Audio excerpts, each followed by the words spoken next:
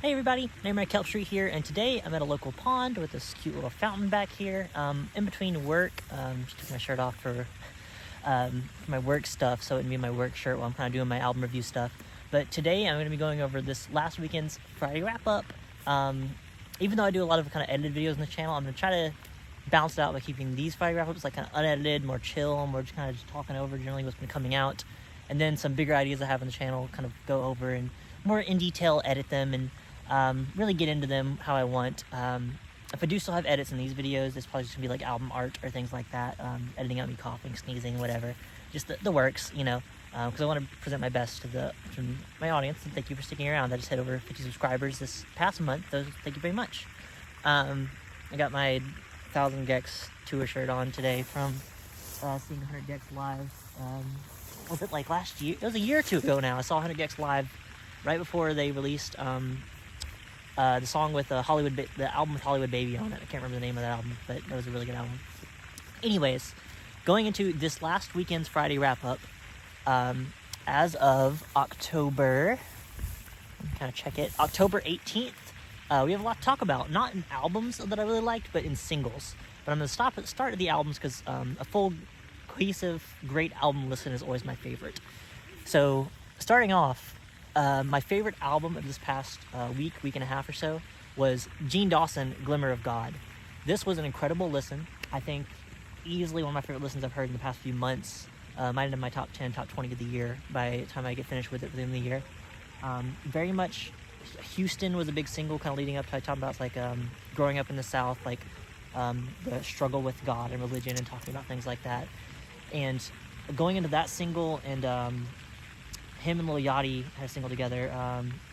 Don't come to my funeral, you won't die for me. And both of those really set a good tone for how this next album is going to be. Way more somber than like Chaos Now, his previous album from 2022. I'm pretty sure. I'll fact check myself on that later. But easily one of the best albums I've heard in the past few months, if not this year, period. So I highly suggest this. It's more punk, R&B, electronic focused. In some points, just straight singer-songwriter, so highly suggest this one. Just looking at the fountain over there. Next is an album I didn't finish, but the only other full album I listened to from this past Friday, Machine Girl. The album's called MG Ultra. This was a very heavy, very hectic album. I would consider it like punk, electronic, screamo, rap in some moments. Very like acid psychedelia screamo type raps where it's like he's screaming, but he's like, it's like edited down digitally into the beat, and then some points, like on the lead song, just straight up like chops it up like it's just his own noise. And I think that's really cool. I think things like that are really great, and it's really cool. If you would have told childhood Danny at like 5 to 10, 13 years old that this is what the future of music would sound like, I would say, yeah, that's like 2024 future music to me. It's just too much sometimes. I think it's like, unlike hyperpop, most of the times isn't too chaotic for me to get into and really love. This was a little too chaotic and a little too noisy, at least for the mood I was in, so I didn't finish it. But I made it about 20-25 minutes in. I would say it's about 30-ish minutes long, somewhere around there. So, you know, if you want some more energetic, upbeat mood, this is better for that. Highly suggest it still if you're into like screamo, electronic, punk, metal, really heavy type instrumentals and vocalizations. That's a big suggestion of that. Next, out of my favorites, I'll probably put this as my favorite over Machine Girl, honestly, because I didn't finish it, but Fanfare Lost Demos by Dorian Letra. Technically, this is just like a deluxe edition of Dorian Letra's album. Fanfare came out 2023, I believe, actually October of last year, 2023, yes. But they're still an incredible listen. I think all four of these songs gave me big, like, the one that stuck out the most to me is Only Got Your Number. It's like very much taking the hyperpop and more upbeat, electronic, dancey, party type sound and making it accessible, but still being weird enough for, like, I feel like some people just won't vibe with stuff like this. It gives a bit of Britney Spears in some moments, and it's more smoother, kind of leveled out moments in some of these tracks, but very good. One song that also sticks out to me out of these 4 tracks was Vanilla is the New Taboo, which I was like, it's kind of funny. This album more focused on like electronics, gets hyper pop in some moments, alt pop, gets sexual in some moments. So I will give a forewarning on that. But otherwise, pretty incredible, and it gave me a good reminder to go re-listen to Fanfare because it was such a good deluxe edition of songs that I was like, wow, this doesn't sound like demos. It sounds like just straight up really good B-side songs. Songs that would deserve to be on the core of the album, to me, honestly. I'm surprised they were cut compared to some other songs.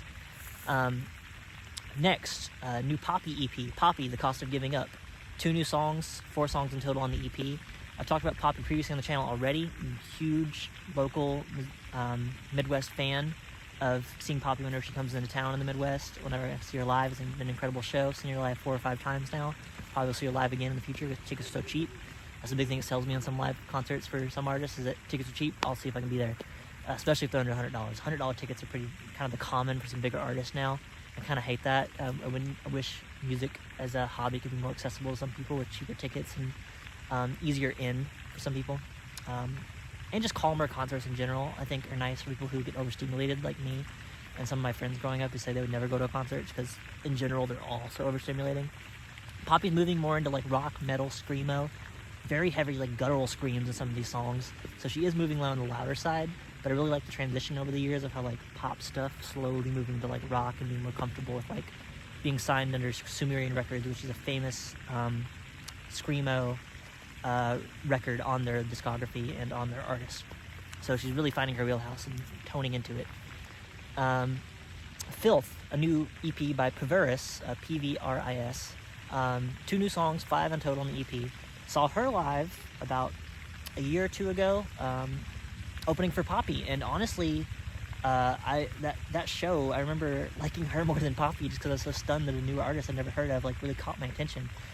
So I highly suggest this. She has some pretty good features on the EP. Also more in like the less screamo, more just like straight up rock, indie, alt pop type style of song. Definitely on most of the tracks more alt pop, like more toned back than Poppy. Or I would say out of all these, like Gene Dawson is the most toned back. Then we go to Pvris. Then we go Poppy, gets more guttural, screamy. Then I would say generally around where Poppy is, Fanfare, Machine Girl get more chaotic and kind of weird. Then next we get to something I'm curious to kind of update you on within the next week or 2. Machine Drum featuring Kilo Kish, Tanashi, and Duckworth. Kilo Kish is one of my favorite albums of 2023. American Girl. I'm trying to think what year that was, but my favorite album of that year when American Girl came out. Tanashi I've talked about on the channel, and I've seen people go and love on the shorts. I feel like I've talked about Duckworth on the channel before, but if I haven't, he's an incredible R&B rap type artist. He's punk in some areas. Machine Drum I never heard of, but featuring all his artists together, I was like, whoa, it's a good collection, slew of people together, kind of like how Gorillaz brings in a good slew of features to like curate their sound. And I'm interested to eventually hear how this album comes out. It has 3 songs on it. Kilo Kish, the song's called Grow Up, Zoom. Tanashi, called I Like You. Kilo Kish, it's called Grow Up. Tanashi, it's called Zoom. And Duckworth, he features on a song called I Like You. And the album by Machine Drum, I'm going to listen to soon, is 3 for $82, the deluxe edition. Apparently an album that came out earlier this year. But I'm just going to listen to it in full with the deluxe songs in a day or 2 when it comes out. And kind of give you an update on that next time I do one of these videos or wrap-ups. Let's see. Next we're going into singles, which is going to be the bulk of this list today. I know that's a little weird for how some of these lists usually come out. I usually talk about albums in these lists. But I started including singles about a week or 2 ago, and it's really been helping me kind of keep track of some more obscure singles that I haven't been listening to. And I feel like if I like them that much, where they've stuck in my head, I feel like somebody on the channel would maybe like them and pull something they really like from these. So my first top single of this past week or 2 is Mountain Lion by Zach Fox and Bruiser Wolf. Bruiser Wolf is somebody under Danny Brown's brigade in his group. And Zach Fox is like a rapper from comedic like arcs, and he's mainly in a comedy racket. But here he's jumping on to make a really good sampled, flowed, funny, and portion song. But Bruiser Wolf just really carries the flow at the end. He just takes over the song in a way that I was just addicted to. Like every time, not to say the Zach Fox part wasn't great, but I listened to the song like 3 or 4 times in a row the first time I heard it, and I'm probably gonna listen to it in the car again after I finish this video. It's an incredible single. Highly suggest it. More rap, straight rap focused, yeah. Next is going to be Charlie XCX featuring Kesha, Spring Breakers. I was really excited to see and hear this, and it lived up to the hype of it, with having two big party girls over the years finally collab and just come in together. Kesha's really been having her second wave this year and last year, with her most recent single, her solo single, than this. So I'm really excited to see Kesha's kind of second or third wind, however you want to consider it, if you've been following Kesha. If you haven't, she's still been around since her like Kesha TikTok era. I know that song kind of boosted again through the app TikTok. So I'm really happy to see her come back around and get the love she deserves, because I've always loved Kesha. Even as a young, wee, pre-transition child, I loved Kesha. Halloweeny 6 by Ashnikko. Great time to drop that since October, and the spooky music video with that. There's no music videos for these top two singles, but there is for Halloweeny, so I highly suggest going and watching that. It's like a night cam, trail cam type following Ashnikko as they go over the song and like sing the song and rap the song. Yeah, otherwise, it's a great spooky single, and she's been dropping Halloweenies for 6 years now, and I think it's going to be the last one. I'm pretty sure it's going to be the last one for a while, if there is going to be any more. Next is going to be Trust by Rebecca Black. This one also has a music video, more focused around how Rebecca Black's making her comeback through music. I know she had a debut album about a year or two ago. The big song on that one was Crumbs. There's another song that had Diamond Chainsaw on it, which came back in this music video as like a reference. Really liked how she kind of like addresses her controversies and like goes over like just as a bit, like as a joke through the beginning of the video and the end of it. But it's truly an incredible song, and yes, it is the Rebecca Black from Friday, who is infamously one of the most disliked videos on YouTube, coming back and showing her queer expression, the strongest of any of the pop artists I've seen recently, which I really love. Girlfriend is also a really big one of her. She talks about her girlfriend. She was singing at the time, broke up with, and got back together.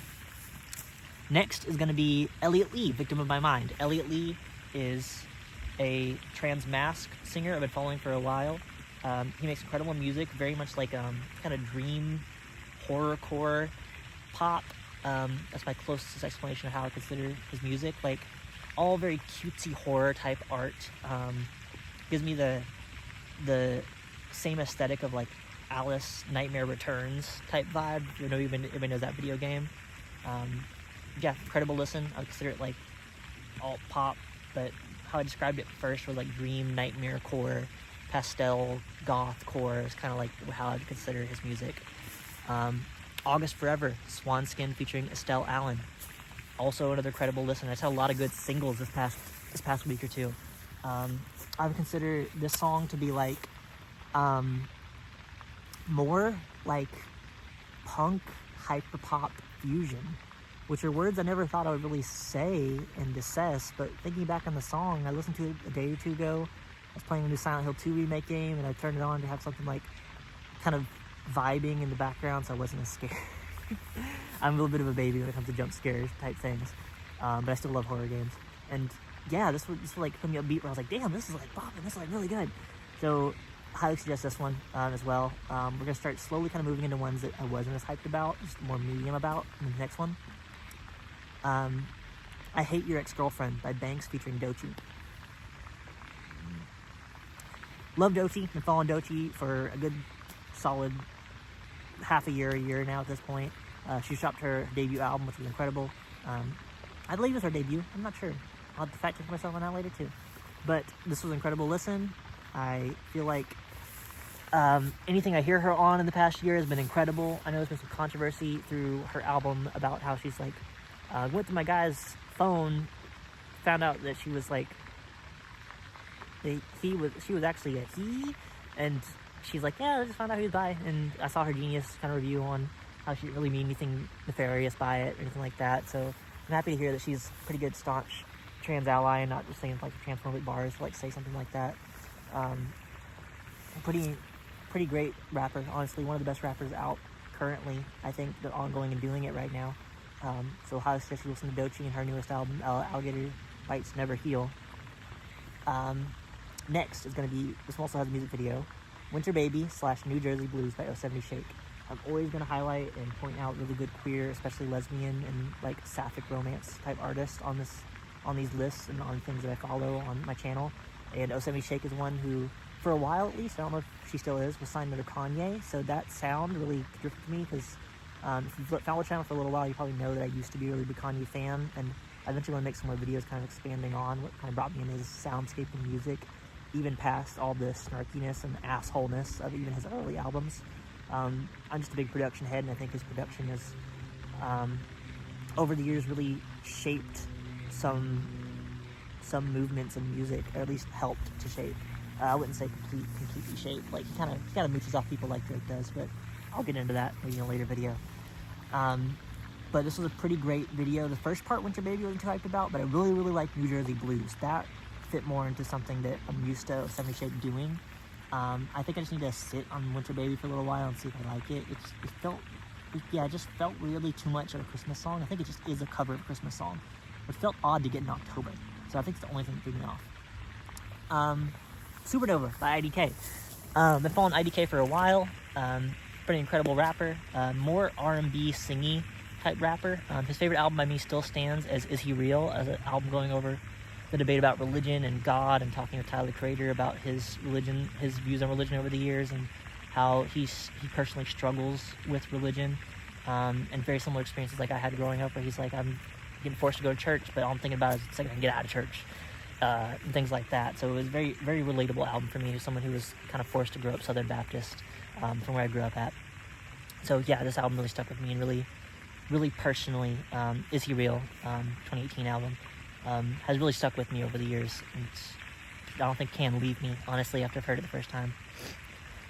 Next is going to be Harvest Sky, Oklou, Oklou, featuring Underscores. Underscores has been doing way more hyperpop stuff, like a song called Locals is going to be one of their biggest hits in the past year or two. Pretty great trans anthem, honestly, to me. I've played it at parties, people love it, multiple different parties.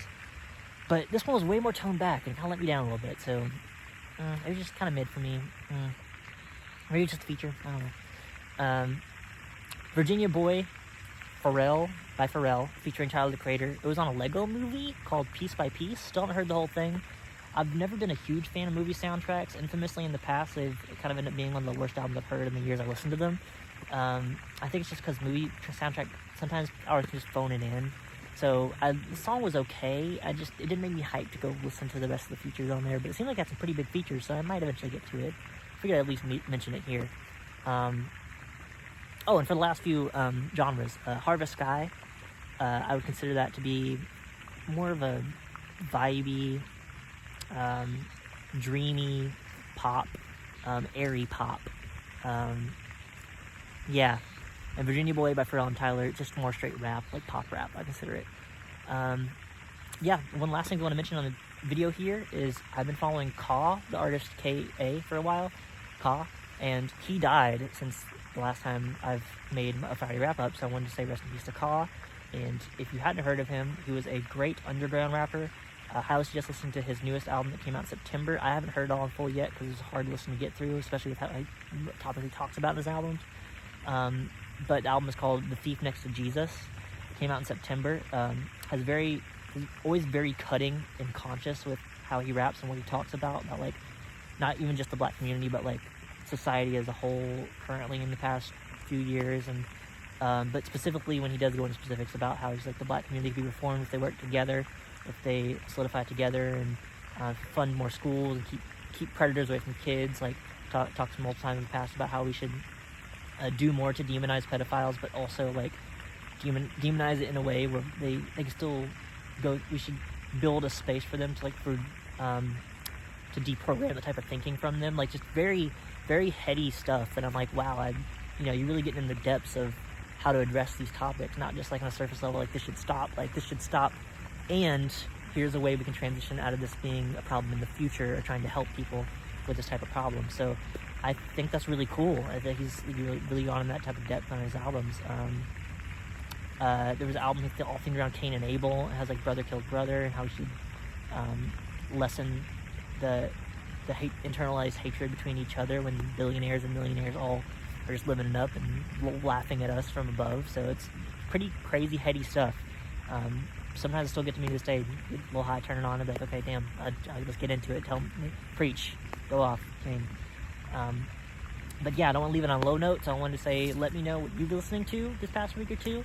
Let me know how you've been thinking about the channel, any recommendations you have. Remember to like, comment, subscribe. My name is Nightmare on Kelp Street. Thank you for 50 Kelpies. I hope to have hopefully 100 by the end of the year. If you share this video around to one person you like who you think has the time to listen to somebody kind of ramble off about music and likes following newer music, I highly suggest you share it over. And I would love if you would share something in the comments about either what you're listening to right now or just in general what you thought about this video. You know, anything you can improve for it, any album suggestions or singles, and albums, singles, EPs, anything you want me to listen to, new or old, I'll cover it on the channel if you post in the comments. So happy to have you all around, and good night, Kelpies.